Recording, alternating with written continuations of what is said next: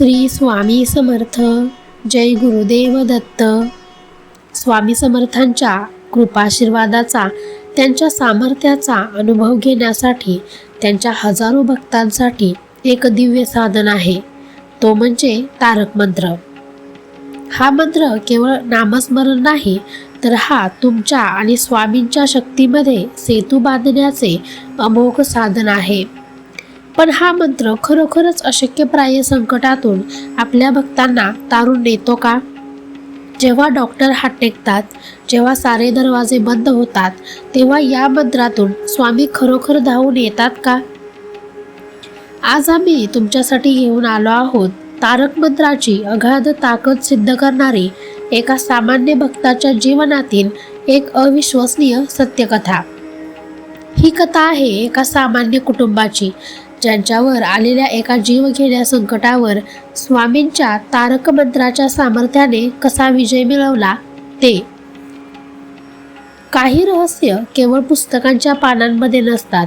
काही सत्य इतकी खोलवर दडलेली असतात की त्यांना स्पर्श करायलाही काळ कचरतो.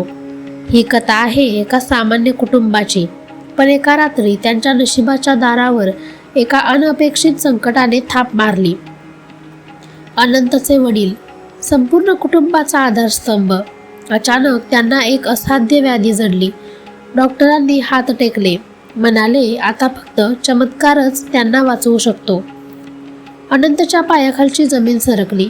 सारे प्रयत्न फोल ठरले. सारी धनसंपदा उपचारात संपली. आता त्याच्याजवळ फक्त निराशा आणि एक तुटलेली आशा उरली होती.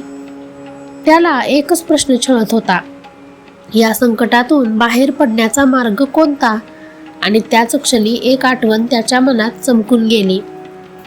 त्या भयानक रात्री त्याला त्याच्या बालपणीची एक गोष्ट आठवली. त्याचे आजोबा नेहमी म्हणायचे, जगाच्या अंती केवळ एकच आधार आहे, ते म्हणजे अक्कलकोटचे परमपूज्य श्री स्वामी समर्थ. धावत पळत तो अक्कलकोटला पोहोचला.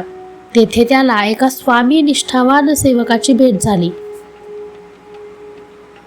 सेवक म्हणाला, बाळा, घाबरू नकोस. साऱ्या संकटावर मात करण्याची शक्ती आपल्या तारक मंत्रात आहे. तुझ्या वडिलांचे प्राण वाचवण्यासाठी तुला फक्त एकच गोष्ट करायची आहे. हा मंत्र केवळ शब्द नाही, ही स्वामींची प्रतिज्ञा आहे. कोणताही भक्त अडचणीत असला तर स्वामी धावून येतातच, पण त्यासाठी तुला श्रद्धा आणि निष्ठेची जोड द्यावी लागेल. उद्याच्या सूर्योदयापर्यंत तू याच जागी बसून पूर्ण 108 वेळा हा मंत्र उच्चारशील. कोणताही विचार मनात आणू नकोस, फक्त जप. अनंतने कसलाही विचार केला नाही. त्याच्यासाठी तो तारक मंत्र हाच आता त्याचे एकमेव शस्त्र होता. मी स्वामींच्या चरणांवर आहे, माझे रक्षण तेच करतील. जसजसा प्रत्येक जप पूर्ण होत होता, तसे अनंतच्या आत एक अतुलनीय ऊर्जा संचारत होती. बाहेरचे जग त्याच्यासाठी थांबले होते. रात्रीचा 3रा प्रहर. संकटाने अनंतला डिवचण्याचा शेवटचा प्रयत्न केला. त्याच्या मनात भीतीचे काळे ढग जमा झाले. जप थांबवावा की नाही?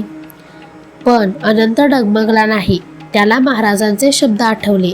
हा मंत्र म्हणजे स्वामींची प्रतिज्ञा आहे. त्याने अधिक निष्ठेने आपला जप चालू ठेवला आणि त्याच क्षणी सकाळी सूर्योदयाची पहिली किरणे मंदिराच्या कळसावरून अनंतच्या चेहऱ्यावर पडली.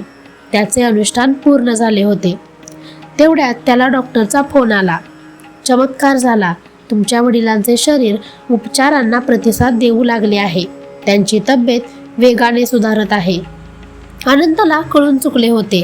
हा कुठलाही योगायोग नव्हता. त्याच्या श्रद्धेने आणि स्वामींच्या तारक मंत्राच्या सामर्थ्याने त्याला जीवदान दिले होते. हाच तो तारक मंत्र आहे, जो भक्ताला संकटातून तारून नेतो.